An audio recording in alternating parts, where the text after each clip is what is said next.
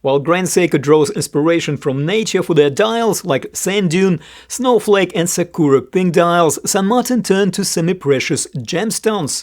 Initially I thought they would stop at marble and aventurine dials, but they continued with malachite, black and white mother of pearl and now red agate and green jade.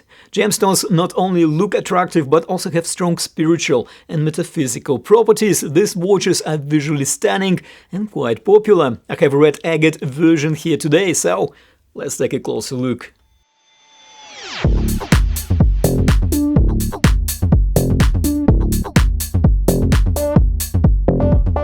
Hello and welcome back! Today we have San Martin's new release with the Red Agate Dial. Okay, it is not exactly new, I mean the dial is new, but the rest of the watch is the popular SN0129 GMT model. Gemstones like birthstones, healing stones and spiritual stones have various meanings and actually quite a large audience, judging by the amount of views on YouTube, and looks like San Martin seems to be successfully tapping into this trend. Okay, to be perfectly honest, I did expect some variations besides the dial when San Martin offered to send me this GMT for review. However, as I found out, it is all about the dial. Well, the good news is that I really like this model, and also this particular San Martin has something that my other SN0129 doesn't, and that is dial legibility. Well, kinda, and I'll come to it when we take a closer look at the dial. I will also discuss here in a bit more detail the pricing for this model. Naturally, I'll do it at the very end of this review, but you know, you can always skip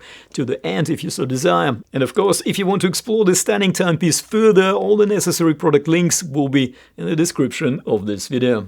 So we have here San Martin's original design. Okay, there is a strong case that it was heavily inspired or influenced by Grand Seiko Mist Flake. Well, maybe, however, I can definitely count more than 7 points of difference, which I believe is kind of criteria for not being a clomage. The handset is different, the indices are not the same, the case sculpting is not the same, and even proportions to some extent are slightly different. And while San Martin's case is outstanding for the money, the 8,500 Grand Seiko titanium case is cut and finished on a completely different level, and the list goes on. So, in essence, we have here an original design, GADA, that is go anywhere, do anything watch by San Martin with a very useful GMT complication, thanks to Seiko NH34 GMT movement in the back of it.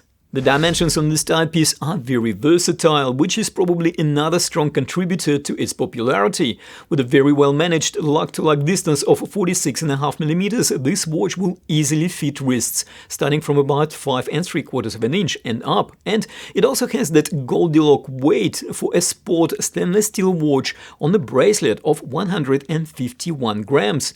And as I mentioned earlier, San Martin keeps on pushing the envelope when it comes to quality of case construction and finishing. The watch features sleek polished stainless steel case that exudes a modern and sophisticated aesthetics. We have a round, smooth bezel with high polished bevel that frames the vibrant red watch face. The multifaceted lugs are well sculpted, providing streamlined look that complements the overall design. We have well proportioned screw-down crown. It is signed with San Martin's engraved logo. The crown is also well protected by elegant multifaceted crown guards. The screw-on back case is solid and sterile and should help to enhance durability and water resistance. Talking of which, we are getting here very practical, declared 100 meters depth rating. In general, the combination of stainless steel case and a red dial creates a striking contrast, giving this watch a standout appearance. Raised double dome sapphire crystal on this watch is high enough to possibly qualify to be called a boxed sapphire, which are considerably more expensive to manufacture than the simple flat sapphire crystals. The anti-reflective undercoating applied on the inside of the crystal is very effective, and the slight domed curvature creates a nice subtle dial distortion.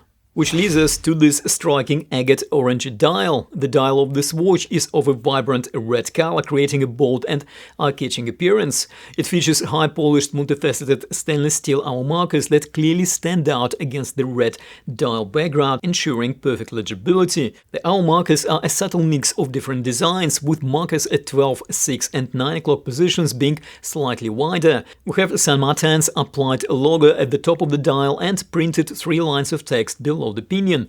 The watch hands are also made out of stainless steel with sleek polished finish that complements the hour markers. The minute and hour hands are well filled with lume, as we will see in a moment. Additionally, there is a neatly framed date window located at 3 o'clock position, adding more functionality to this stylish design. I like San Martin's approach to rehaut here.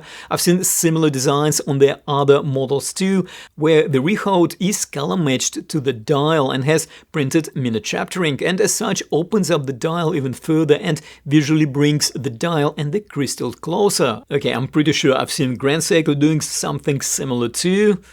Well, did they copy it from San Martin, or was it the other way around? Right. So I did mention earlier that this agate dial is considerably more legible than the marble version. Well, yes it is, apart from one small detail. The red GMT hand tends to hide itself really well on the red dial background. Okay, thanks to the white lumed tip of the GMT hand we can still spot it on the dial, however it does take a fraction of a second longer than usual. And of course here is the lume performance. San Martin equipped this GADA watch with very sufficient lume, as you can see on my 15-minute test run, so definitely no complaints here. It will probably come as no surprise that San Martin used Seiko NH34 GMT movement here, a robust, dependable and very budget-friendly movement similar to the Seiko NH35 that it is actually based on. It is a collar GMT caliber which allows us to track another time zone by independently adjusting the GMT hand in 1-hour increments, as I'm doing it right now. We will then use the 24-hour markers on the fixed bezel to track the second time zone. When it comes to the bracelet, we get well refined by now San Martin's 3-piece oyster-style bracelet. The bracelet finished with brushing on top and high polish sides to fit the finishing pattern of the case. We have solid inverted end links and solid links. Links are connected by screws, emphasizing premium design. In short, it is a lovely bracelet, although maybe a couple of extra chamfers on the links might have added a bit more visual interest in line with the multifaceted case of this watch. And of course, we mustn't forget the clasp. I know that San Martin uses this clasp on most of their premium models, but there is a good reason for it, because this clasp is really good. It is a fully milled double pusher clasp with a robust on-the-fly adjustment mechanism, and not only it is very functional, it looks nice too, with an applied San Martin's logo and quality finish all around. So, the price. Right, from the start I think it is important to note that in the realm of macro brands, this GMT San Martin with its natural gemstone dial and original design represents a ton of value for money. Where this San Martin model pricing peaks is usually where most macro brands kinda start. Also, we of course have a bunch of crazy AliExpress sale events coming up, some already starting in the next few days, and with the biggest of them all, 11/11 sale coming at the beginning of November, so hopefully we can expect some decent discounts on these models too. So, looking at the actual prices, as with the marble and aventurine dial options, this agate as well as green jade command a premium for a natural gemstone dial, priced at around $300. Now, here is an interesting point. If you really like the design but not much fussed about the natural gemstones, then San Martin has exactly the same SN0129 model but with a variety of synthetic dials, which I personally think are quite interesting too. And we also have even more affordable variation of the same design, but this time with that GMT complication that will cost you even less. So plenty of options to choose from, and I will leave links to all of them in the description of this video. And for more San Martin watches, check out my playlist over here. I'll put a link on the screen. Give us a like if you found this review helpful. Don't forget to subscribe if you haven't already done so. Thank you for watching, take care, and I'll see you in the next video.